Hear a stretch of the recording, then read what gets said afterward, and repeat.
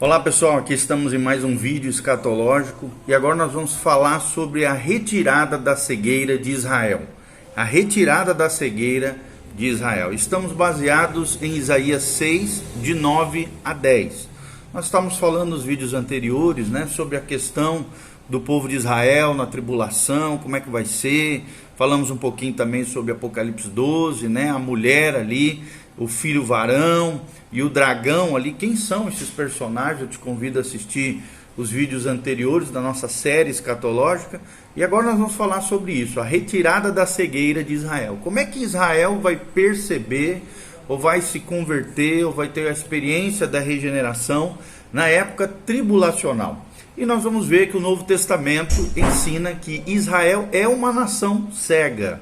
Eles não só estão cegos espiritualmente, atualmente na era da igreja, porque rejeitaram de forma consciente o seu Messias, Jesus de Nazaré, mas um julgamento divino caiu sobre eles e por isso a nação está legalmente cega. Isaías já havia previsto esse estado quando escreveu o seguinte, lá em Isaías 6, de 9 a 10. Isaías diz assim: então disse ele, vai e dize a este povo, ouvi, ouvi e não entendeis, vede, vede, mas não percebais, torna insensível o coração desse povo, endurece-lhe os ouvidos e fecha-lhes os olhos, para que não vejam ele, para que não venha ele a ver com os olhos, a ouvir com os ouvidos e a entender com o coração, e se converta e seja salvo.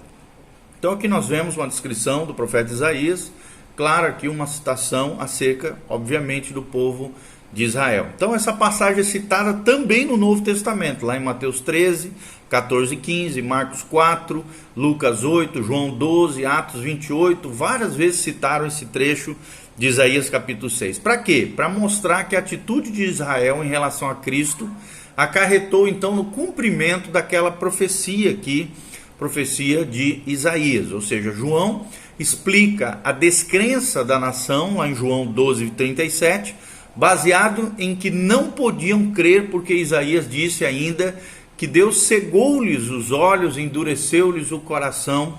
Você pode ler isso lá em João 12, 39 e 40. Então Paulo também deixa bem claro que o que fora judicialmente pronunciado sobre a nação, lá em Mateus 23, 38, era o estado contínuo do povo de Israel. Está lá em 2 Coríntios 3, 14 a 15, a Bíblia diz, mas os sentidos deles, ou seja, aqui dos israelitas, você pode ver o contexto, se embotaram, pois até ao dia de hoje, quando fazem a leitura da antiga aliança, o mesmo véu permanece, não lhes sendo revelado que em Cristo é removido esse véu, obviamente. Mas até hoje, diz Paulo, quando é lido Moisés, o véu está posto sobre o coração deles.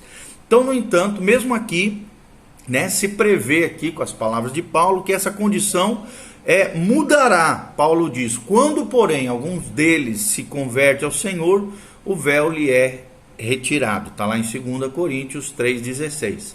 Passagem mais longa que trata desse assunto é encontrada lá em Romanos 11.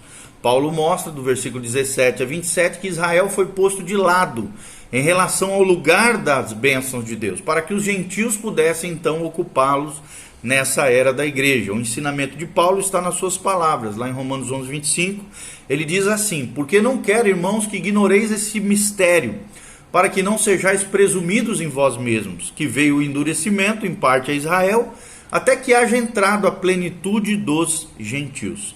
Então essa passagem ela revela vários fatores importantes a respeito da cegueira de Israel. Em primeiro lugar, essa cegueira específica é um mistério, o mistério de Deus.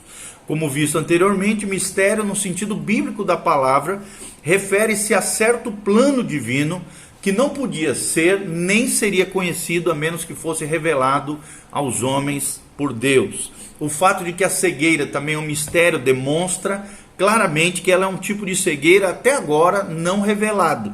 Portanto, ela deve ser diferenciada da cegueira espiritual, que foi a experiência dos israelitas como filhos de Adão. E por isso, sob a maldição do pecado e também da cegueira consciente, que foi a experiência de Israel ao pecar contra a luz revelada. Essa é uma nova forma de cegueira, até agora não sofrida pelos homens. foi a visitação divina de Israel por Deus em virtude do pecado nacional de rejeitar o Messias, conforme relatado no Evangelho de Mateus 27 e 25. Segundo lugar, segundo destaque que nós damos é a natureza dessa cegueira. E ela é revelada, né? A palavra poroses aqui, cegueira, no grego, significa literalmente cobrir com um calo. E vem do verbo que significa cobrir com uma pele grossa, endurecer cobrindo com um calo, segundo Joseph Henry Tyre, na sua obra Greek English Lexicon of the New Testament, ou léxico do inglês, do grego para o inglês, do Novo Testamento. Ela sugere que a cobertura grossa e impenetrável chegou por causa da repetida rejeição à revelação de Deus na sua palavra, e agora se tornou então uma espécie de condição permanente até a época da tribulação. Terceiro destaque que nós queremos dar é que Paulo diz que essa cegueira é parcial. Isso revela que ela não é universal a ponto de impedir que qualquer judeu possa crer hoje. E um exemplo disso são os judeus messiânicos que creem em Jesus de Nazaré. Então a possibilidade da salvação de um indivíduo sim existe, apesar de a nação, né, como na sua maior parte, ter sido cegamente legalmente, tá bom? O quarto destaque que nós damos é que devemos notar que é um momento definido aqui em que a cegueira será retirada da nação. Paulo diz que veio o endurecimento em parte a Israel, até que, e Robertson, um teólogo, chama isso de oração temporal, que significa até o momento em que, na sua obra Word Pictures in the New Testament, ou seja, as figuras, né, as imagens da palavra no Novo Testamento, traduzindo a obra de Robertson. Isso deixa antever também a retirada dessa cegueira em determinada hora. Nós sabemos qual é a hora, obviamente é na época da tribulação, onde Deus volta a tratar novamente com Israel. Então, finalmente, a hora da retirada dessa cegueira é afirmada na expressão de Paulo aqui, até que haja entrado a plenitude dos gentios. Então, nós podemos entender que se torna necessário identificar esse termo, né, esse conceito bíblico, a plenitude dos gentios. Sobre isso, um teólogo chamado Walworth descreve o seguinte: um problema permanece, dizendo ele, em relação ao término do período das bênçãos dos gentios. Em Lucas 21, 24, Cristo menciona que os tempos dos gentios durarão enquanto Jerusalém for pisada por eles. A referência aqui em Lucas é o domínio político de Jerusalém pelos gentios, que começou com a queda de Jerusalém na época do cativeiro e continua até hoje. Ou seja, embora a terminologia não tenha significado, fora do contexto das duas passagens em causa aqui, parece claro que a expressão tempo dos gentios se refere à dominação política exercida pelos gentios, ao passo que a expressão a plenitude dos gentios tem a ver com a bênção e a oportunidade dos gentios nos dias de hoje. Então, se essa análise estiver correta, os tempos dos gentios e a plenitude dos gentios são duas ideias completamente diferentes. Os tempos dos gentios começaram muito antes de Cristo e continuarão até que Cristo retome, né, e estabeleça o seu reino milenial. A plenitude dos gentios é diferente, começou no Pentecoste e continuará apenas durante a atual era da graça. E essa perspectiva escatológica importante, né, deve ser pensada, é que a plenitude dos gentios chegará ao fim antes que os tempos dos gentios se acabem. Parece claro aqui então que a plenitude dos gentios terminará abruptamente quando a igreja for levada ao céu. Quem falou isso foi John Walworth, né? Nós falamos várias vezes em vários vídeos sobre ele, quando ele fala sobre Israel Blindness na sua biblioteca sacra, ou seja, a cegueira de Israel, traduzindo para o português. Então Paulo quer dizer que a cegueira será retirada no arrebatamento da igreja, quando a era do privilégio dos gentios der lugar à restauração de Israel ao lugar da bênção. Também podemos observar que a retirada dessa cegueira não significa a revelação clara da verdade espiritual ao indivíduo. Ele ainda está possuído pela cegueira de sua natureza pecaminosa, mas significa que Deus restaurou Israel a uma posição de bênção ao lado dos gentios. Ou seja, Deus está lidando novamente com a nação de Israel na tribulação, com a qual ele não lidava desde que Israel rejeitou o Messias. Então devemos observar ainda que a retirada definitiva dessa cegueira, isto é, da cegueira espiritual da qual eles ainda são herdeiros, não será conquistada até o segundo advento de Cristo. conforme nós lemos em Romanos 11, 26 e 27. Então a retirada dessa cegueira legal permite que os israelitas ouçam nesse período tribulacional as boas novas do reino, conforme Mateus 24, 14, proclamadas naqueles dias para que possam ser salvos, tanto individual como nacionalmente, coletivamente.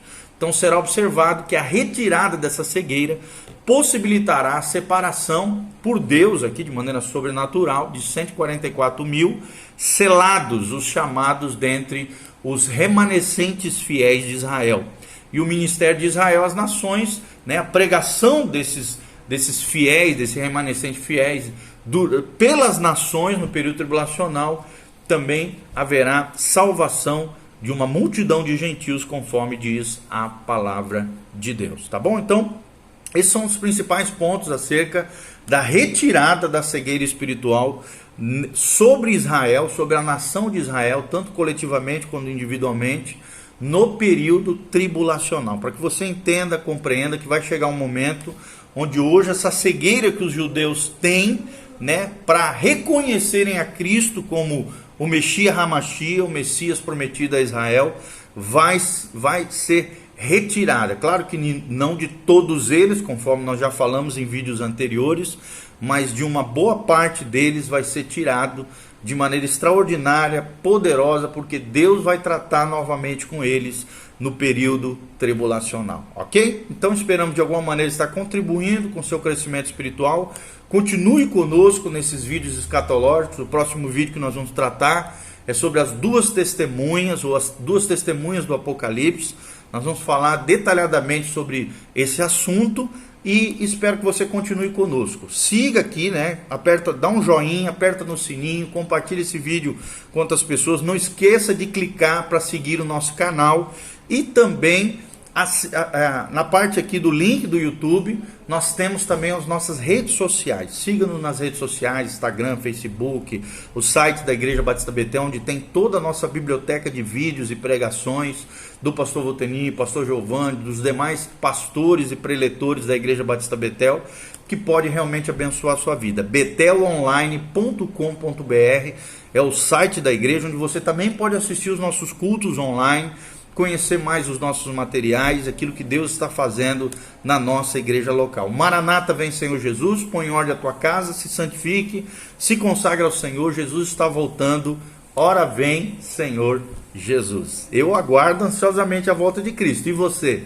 Então deixe seus comentários aqui, as suas perguntas, aquilo que você quiser falar da parte do Senhor para nós também crescermos e nos alegrarmos contigo que está nos ouvindo, está nos vendo através desses vídeos escatológicos, que você cresça na graça, na estatura, na sabedoria e na bênção do Senhor. Que Deus abençoe a tua casa, a tua família.